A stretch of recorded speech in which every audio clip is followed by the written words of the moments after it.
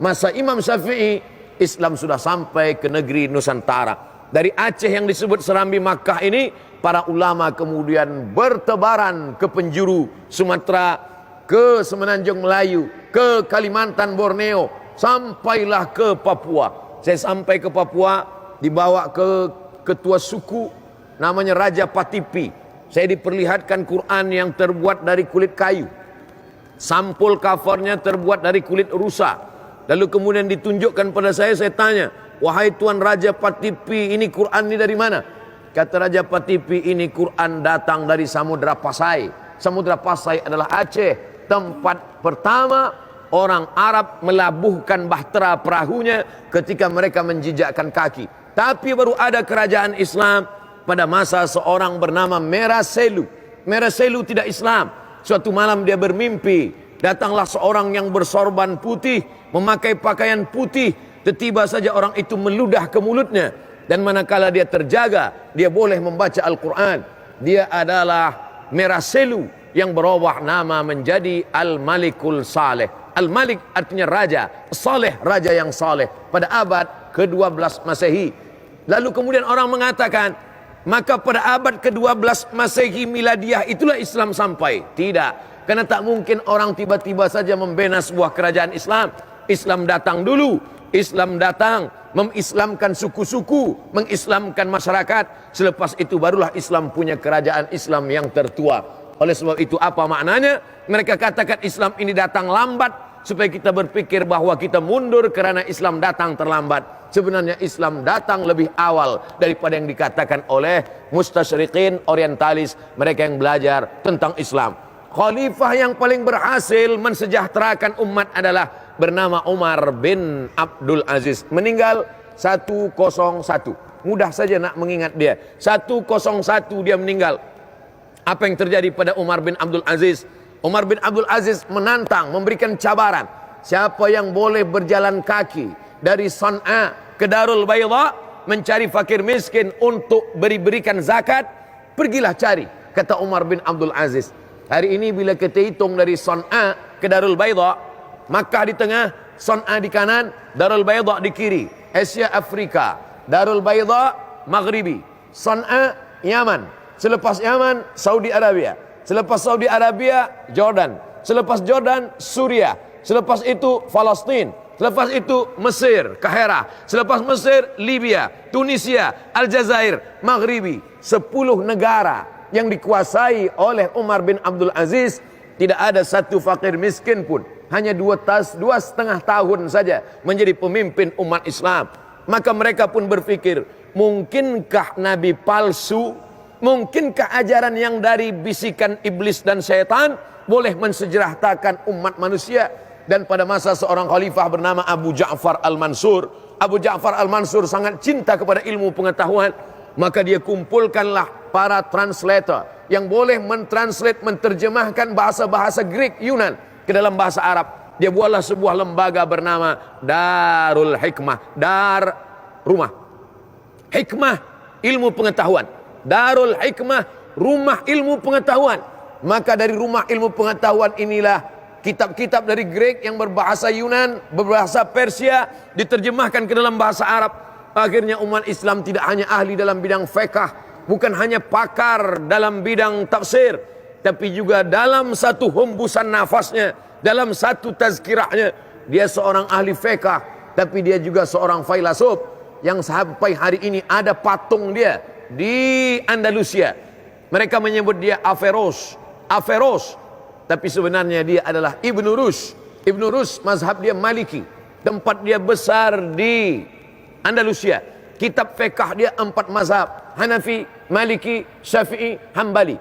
Kitab fiqh perbandingan mazhab yang paling tua yang sampai ke kita hari ini adalah Bidayatul Mujtahid wa Nihayatul Muqtasid, ditulis oleh Imam Ibn Rushd yang dikenal masyhur dengan Averroes. Kenapa orang Europe, Spain, Andalusia, Spanyol, kenapa mereka membuat patungnya?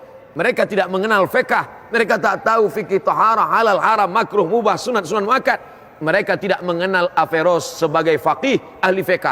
Tapi mereka mengenal Ibn Rushd sebagai seorang filosof yang dari mulutnya fasih, Dia berbicara tentang Demokritos, Thales, Aristoteles. Dia berbicara tentang para pakar-pakar, ahli-ahli dalam bidang falsafah. Itulah Islam. Maka mereka pun berpikir hari ini, mungkinkah ajaran yang agung dan mulia, yang hebat, yang mulia ini dilahirkan oleh seorang nabi palsu yang keluar dari kepala orang yang dapat bisikan dari syaitan?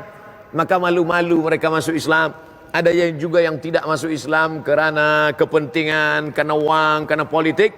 Tapi insya Allah kita doakan semua yang mencaci maki Islam, dia akan mendapatkan hidayah. Allahumma hdi qaumana fa innakum la ya'lamun.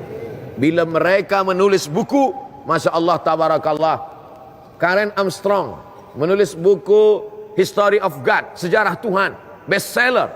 Dia tulis sejarah dari mulai Tuhan Yahudi, Tuhan Nasrani, sampai kepada Islam. Lalu kemudian karena dia tertarik dengan Nabi Muhammad sallallahu alaihi wasallam, dia tulis History of Prophet Muhammad, peace be upon him, sejarah Nabi Muhammad sallallahu alaihi wasallam. Buku dia bestseller. Semua orang suka sebab dia menulis bukan kerana dia Islam, bukan kerana dia umat Muhammad sallallahu alaihi wasallam. Kalaulah yang menulis tentang sejarah Nabi itu adalah Abdul Samad, lalu kemudian dia puji-puji Nabi, orang akan berkata apologi. Tentulah Abdul Samad memuji Nabi sebab dia nak dapat syafaat Nabi. Kenapa Abdul Samad memuji-muji Nabi? Sebab dia nak mencari perhatian Nabi, dia ingin mendapatkan syafaat Nabi, dia ingin masuk surga bersama Nabi. Tapi ini orang yang tidak mengenal Nabi, dia baca tentang Nabi, dia buatkan sejarah tentang Nabi, lalu kemudian dia pun berbangga bercerita tentang Nabi. Apakah dia percaya kepada Nabi? Sampai hari ini mulutnya tidak pernah berkata aku meyakini Muhammad itu utusan Allah, tapi mungkin dalam hatinya. Cuma yang jadi masalah dalam Ahlus Sunnah wal Jamaah, iman baru diakui kalau ada tiga. Yang pertama at-tasdiqu bil qalbi, hati mesti yakin. Tapi yakin di hati saja tak diterima, mesti dilafalkan di mulut. Maka dia mesti bersyahadat asyhadu an la ilaha illallah wa asyhadu anna Muhammadan Rasulullah. Innal kalama la fil fuadi, sesungguhnya kalimah itu letaknya bukan di mulut tapi dalam hati.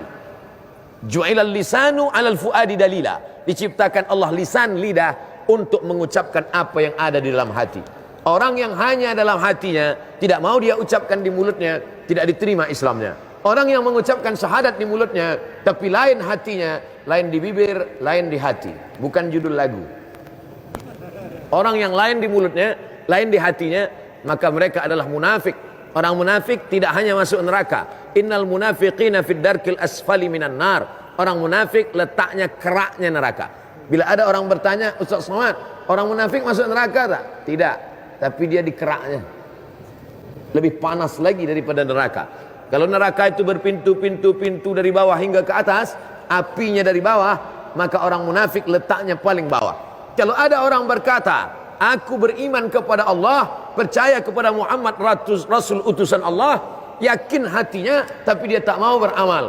Salat tidak, puasa tidak, tapi dia yakin Allah itu Tuhan, Muhammad itu Rasul Allah, tapi dia tak mau salat, tak puasa, maka dia fasik. Orang yang mengaku di mulutnya, yakin di hatinya, tapi tidak beramal, fasik.